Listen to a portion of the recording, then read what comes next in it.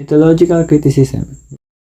Mythological criticism argues that the archetype determines the form and function of literary works, that a text's meaning is shaped by cultural and psychological myths. Archetypes are the unknowable basic form personified or concretized in recurring images, symbols, or patterns, which may include motifs such as the quest or the heavenly ascent, recognizable character types such as the trickster or the hero, symbols such as the apple or snake, or images such as crucifixion, all laden with meaning already when employed in a particular work.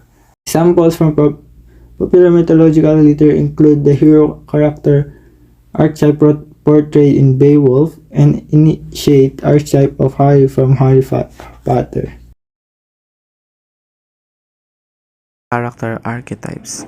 Coming up with the unique and interesting characters is a challenge for any authors. But there are certain characters archetypes on which nearly every character is based. Check out the examples of archetypes that you are likely to see in adventures, romance, novels, suspenseful movies, and epic narratives. Situation archetypes. If you ever heard that there are only a few types of stories to be told, you've likely heard about situation archetypes. These plotlines include specific movements and plot twists, leading up to the inevitable ending. Understand which situation archetypes you're reading to determine the story, theme, and type of conflict. Have you ever read a horror story that happened in the middle of the day?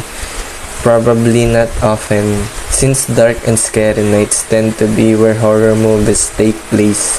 Understanding the archetypes associated with different settings can be helpful in reinforcing tone, foreshadowing, and theme.